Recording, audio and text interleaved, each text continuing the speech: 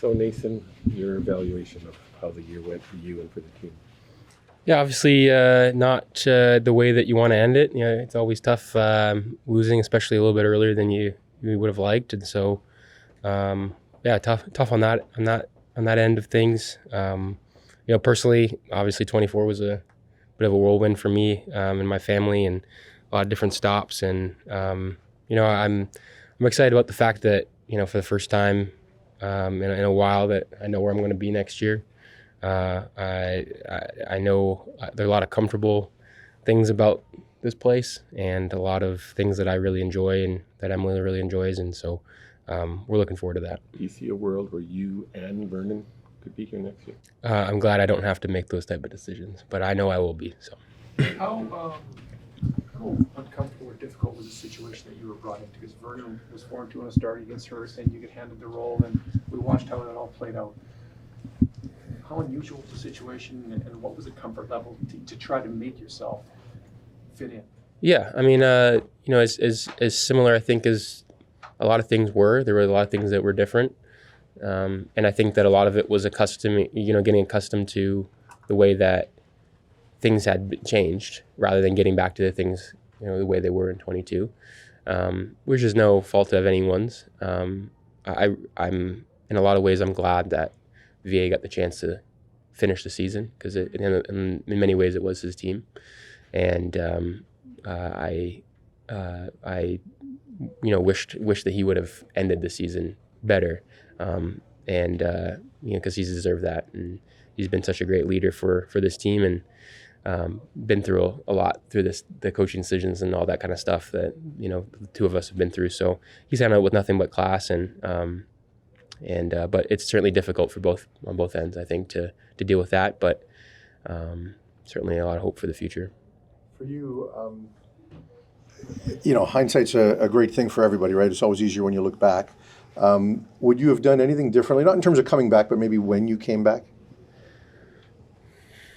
I'm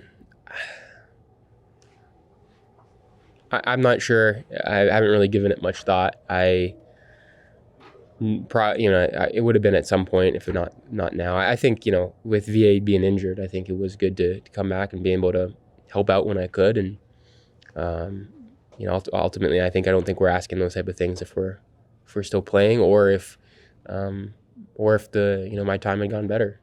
But you know, kind of one of those things where, you know, I think I did the best that I could with what I had, and it's hard to have regrets about that. Guys talked about the impact that, you know, it had in the room, and not that the room was divided, because guys genuinely liked you and thought you were a great player. But, you know, you mentioned it being VA's team. Did you sense that, like, as it was happening?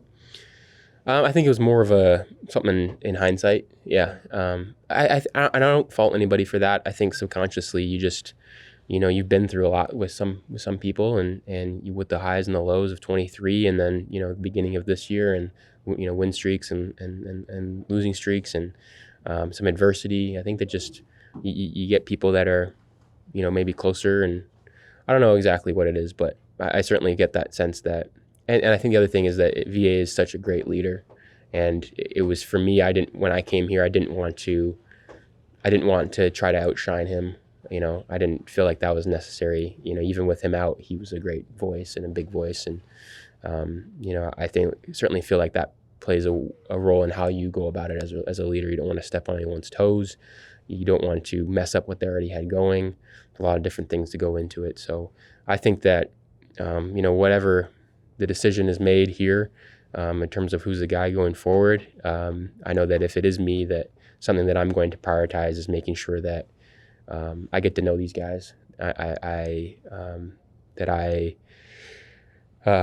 You know, I cultivate relationships that are going to last us, not only in the beginning part of the season, but the latter part, and so that we can rely on each other and lean on each other as much as we can. That's as much as the physical preparation. That's something I'm going to be focusing on. Yeah, how do you do that? Like, is that something that you've done before, where you've tried to essentially make it your team, like this was VA's team? Yeah, I don't think you try like super hard, but I think it's like just spending time in the off season together, spending time outside of football, and then obviously working hard together, and you know, but yeah, getting to know each other's families, their kids, their significant others, and just spending a lot of time together. I think we did that in 22. I think we had a really close group in 22, And it's funny because I think VA could probably speak about how things were different, kind of in the reverse order in 22. But that I think that's certainly something that we have to think about. When you came back, everybody expected Nathan Rourke in 2022. Obviously, unrealistic expectations when we look back on it now. Can you get back to that level? Is it simple as just getting a training camp and getting reps and getting playing time, or maybe those expectations unrealistic? Yeah, I think you have to think about it though in a different way. We had a very talented team in 22, and I think sometimes the quarterback tends to be the beneficiary of that in terms of statistics and whatnot. And I certainly feel like there's ways that I can be better, and I certainly was in my own way a couple times, during this stretch. But that I'm going to clean up in the off season. But I think you got to give the guys in 22 credit of how cohesive a group that was and how good they were. But at the same time, I think that there was a lot left on I think this group would all agree that there was a lot left on the table. We still were very talented, a lot of familiar faces, but we have to find ways to get better. For the guys who are coming back, we have to find ways to get better as a group, and we know what the potential of this offense is. But I think at the same time, the things that we were doing in 22, we have to evolve because defenses catch up. And we have to continue to get better as the season progresses rather than lagging behind. When you assess your performance, how do you think you can get better? I think the one that jumps out to me the most is you got less turnovers. Certainly some. When I look at them, there's certainly some bounces that went the other way and that could have easily gone our way. But at the end of the day, those are a huge metric for wins and losses. And I think that wins or losses have always been debated about whether that's a reasonable quarterback stat. But at the end of the day, it's a business. And if you don't win, you're not going to be there very long.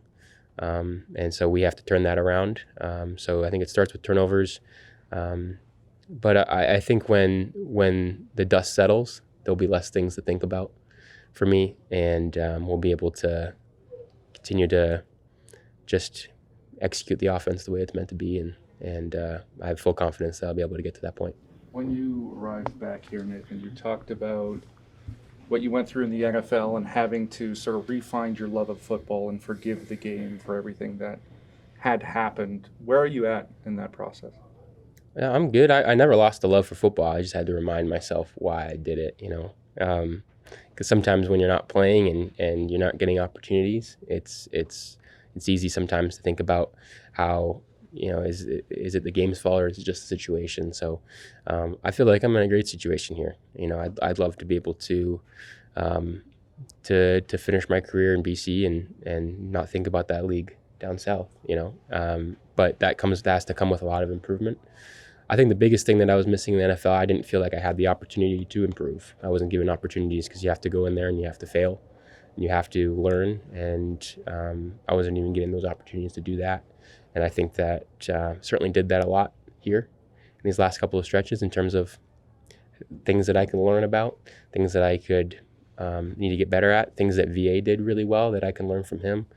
And I think that those are things that are just going to propel me to becoming a better player in the next year. You've always had sort of a level of discomfort with the amount of media attention that's placed on you as a Canadian quarterback specifically.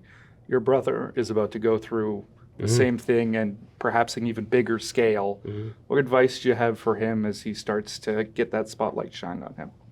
Yeah, one of the things we were actually talking about that a couple of weeks ago, with him, and there's certainly a buzz around the university and the campus, and which is once a basketball school, basketball state, is now there are a lot of buzz around the football team, and he's been in the conversation for Heisman and stuff like that, and he did say that it's been a change, obviously a step up from what it has been at Ohio, and I just said, hey, obviously the goal for him is to, as it was for me, to play in the NFL and play at the highest level and play professionally. And that stuff does ramp up a little bit, the attention. And I said, you might as well just get used to it, embrace it, because it's not going away.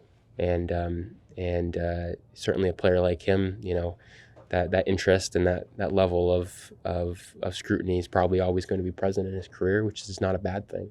It's just a matter about how you frame it. So that's kind of the conversation that we had, and I think he's doing a really good job just dealing with it. Obviously, despite even injuries and into his throwing finger and throwing thumb, he's doing really good things. So it's been a very proud brother moment for me to watch him play this year. He spent a lot of time living in your shadow, so to speak, Mm-hmm. watching you have success. What's it been like for you now at, let's call it a dip point in your career, to watch him shine the way he has? It's been awesome. I've been just so proud of him. Obviously, this is something that I never in my career experienced. To go from a smaller school to a Power 5 school, to play against really great talent, and to do it on a quote unquote national stage, and to have the success he's been having, to deal with everything that he's been dealing with. I just could not be prouder, and it's been just a blast to watch him every game, and hopefully that they're not done yet. Whole team playoff this year. So Thank you, Nathan. Thank you. Thanks, Thank you, Nathan.